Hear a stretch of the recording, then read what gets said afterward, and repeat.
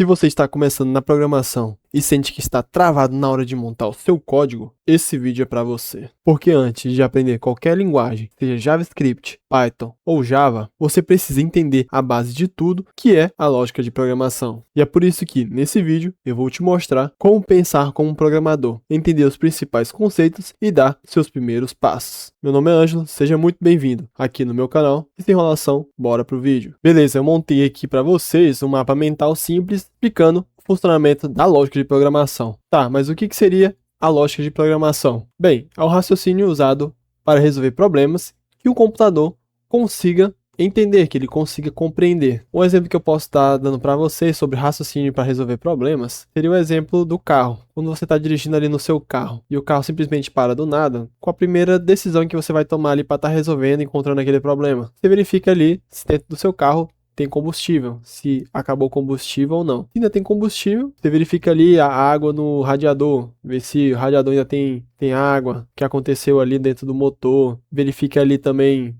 se tiver tudo certo na questão do radiador, você verifica ali o óleo no carro, se o óleo está vencido, se vazou óleo, enfim. Você vai criar ali todo um fluxo, né, todo um raciocínio para estar podendo encontrar o problema no carro e poder tomar a decisão de resolver ele, né. O outro ponto sobre a lógica é que a gente consegue transformar esses problemas do mundo real, né, em uma solução. Passando para um exemplo mais prático, né, a gente pode colocar ali o professor. O professor, normalmente, ele cria ali atividades, cria aulas, ele precisa guardar aquelas aulas em algum lugar, né? E normalmente, se ele for guardar tudo no papel, fica muito difícil para ele, porque ele dá muitas aulas, ele dá muitas atividades. E o que ele pode fazer para estar melhorando e estar resolvendo esse problema? Bem, ele pode estar utilizando ali um Drive, um Google Docs, o próprio Obsidian, né, que a gente está utilizando aqui para estar resolvendo esse problema e estar passando as aulas para os alunos deles de forma rápida e prática. Bem, vindo aqui para de baixo, temos o porquê que eu tenho que aprender a lógica de programação. Eu deixei alguns porquês aqui para a gente está debatendo aqui, né. O primeiro porquê seria que ele ajudaria a gente a desenvolver uma programação de forma mais clara, certo? A gente consegue estar desenvolvendo ali um código que a gente consiga entender tudo que a gente está fazendo dentro dele. Outro fator seria que, ao aplicarmos os conceitos de variáveis, estrutura de repetição, né, todas essas estruturas aqui que eu vou estar falando aqui já, a gente consegue estar aplicando todos esses conceitos de forma eficiente. Seja ele uma estrutura de repetição, a condicionar uma função, todos eles ali de forma eficiente. Além disso, a gente conseguiria compreender, vou botar aqui o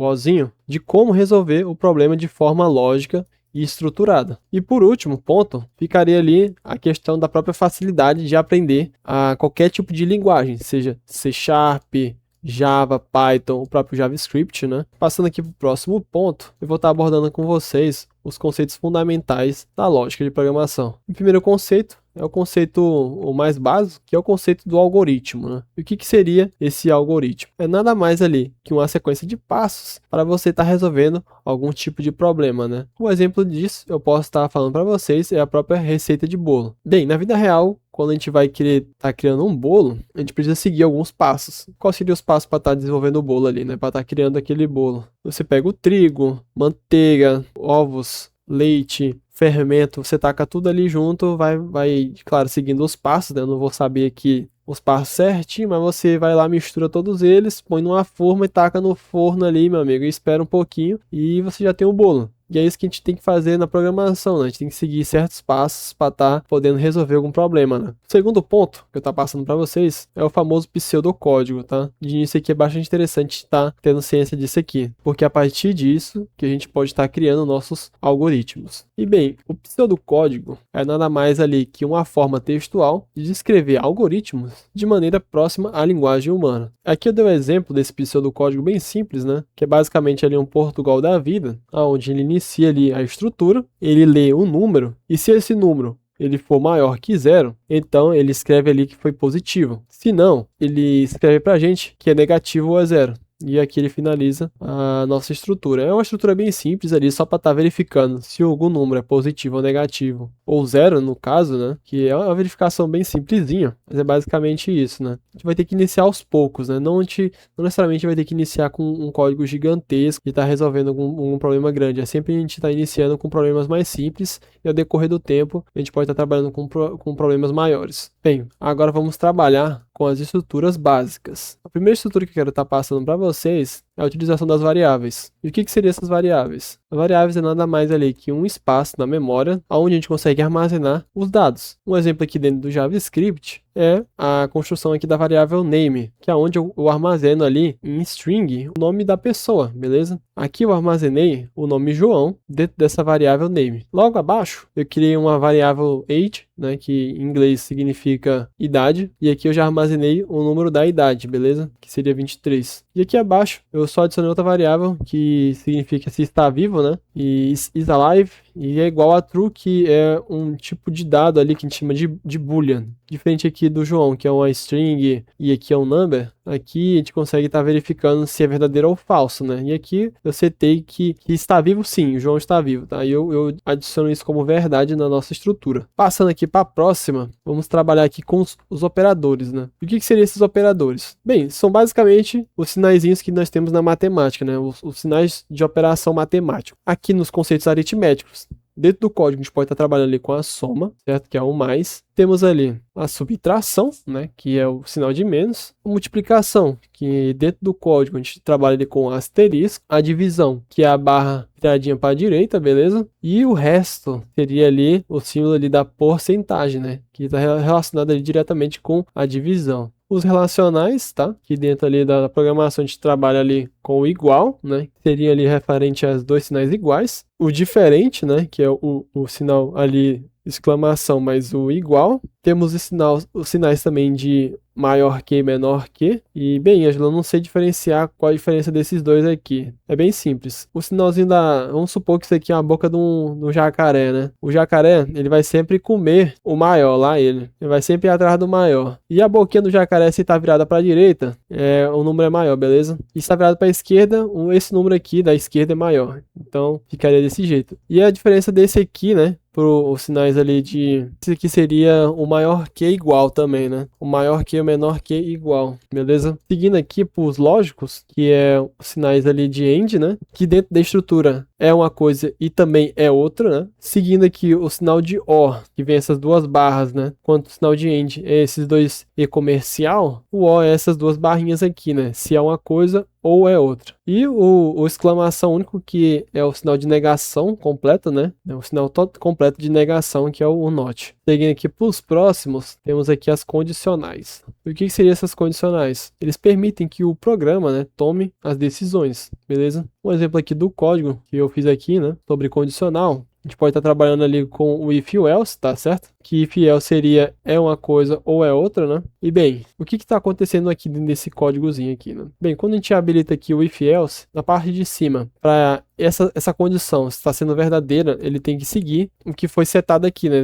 Desses parâmetros. E se for verdadeira ali a idade da pessoa for maior que igual a 18, vai ser validado ali, né? Vai ser printado na nossa tela que ele é maior de idade. Se não, vai ocorrer o else, que é o quê? Vai printar pra gente que ele é menor de idade, que não tem como ser diferente disso. Ou a pessoa é maior de idade ou a pessoa é menor de idade. Em casos onde ocorrem múltiplas condições, a gente pode estar utilizando também o else if, que é um complemento aqui dessa estrutura, né? A gente não só trabalha com if e else sempre. A gente pode também estar trabalhando com else if, que seria ali uma terceira, uma quarta, uma quinta condição dentro dessa estruturazinha aqui. Seguindo aqui para o próximo, explicar para vocês aqui o lance de repetição. E o que seria isso? Seria ali uma forma de a gente poder repetir um bloco de código quantas vezes a gente for necessário e quantas vezes a gente quiser que repita, né? Passando aqui para os exemplos, tem um exemplo do while, que é basicamente ali uma estrutura de repetição, onde eu criei aqui uma variávelzinha aqui, né? O izinho, que é igual a 1,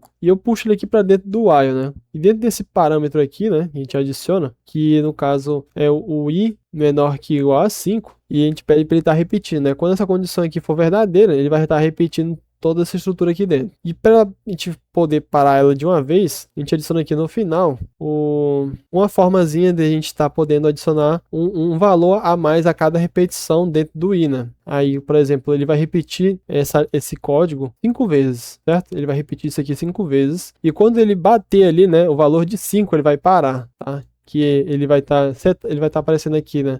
1, 2, 3, 4 e 5. Quando ele chegar no 5, ele vai ser somado, né? até o valor 5, ele vai parar de repetir. E com for aqui também é bem semelhante, né, ao while, só que ele por si, né, por si só, ele dentro dos parâmetros, ele já é mais completo, né? Ele aqui dentro, ele já cria a variável, ele cria aqui a regra, né, para estar repetindo, e aqui ele já cria a própria estrutura de somatório, né, para ele parar a contagem, né, a repetição. Ou seja, ele trabalha com esses 3 tipos aqui de parâmetros, né? E só por via das dúvidas, eles estão fazendo a mesma coisa, tá? Tanto o while quanto o for, eles estão fazendo ali a mesma coisa. Eles vão lá printar o númerozinho aqui dentro da variável, né? Que de início ele vai printar o 1, o 2, o 3, o 4 e o 5. Quando chegar no 5, todos os dois vão parar, tá? Passando aqui pro próximo, tá explicando para vocês as funções, né? O que seriam essas funções? As funções são basicamente blocos de código ali que podem ser reutilizados. Você pode estar chamando ali e estar reutilizando eles. Um exemplo é essa função aqui, né? De estar dando olá aqui para uma pessoa. E eu fiz essa estrutura aqui bem simples mesmo, é só para printar um nome. E quando eu quiser que essa estrutura seja utilizada, eu chego aqui na parte de baixo, né? Ou qualquer outra parte do código e só chamo essa função e adiciono ali o valor, né, dentro de name, que aqui eu adicionei como João String, né, o João aqui em string, a gente tá dando ali o hello pro João, né, ou pode ser qualquer outro tipo de valor, né, seja ali um outro nome, outra coisa, né. E bem, essa aqui é uma função bem simples, é só pra gente estar podendo dar um olá ali para uma pessoa. Elas podem ser exportadas e importadas em determinadas áreas do código, e em situações de pausa e execução, você pode estar utilizando ali um async await, para estar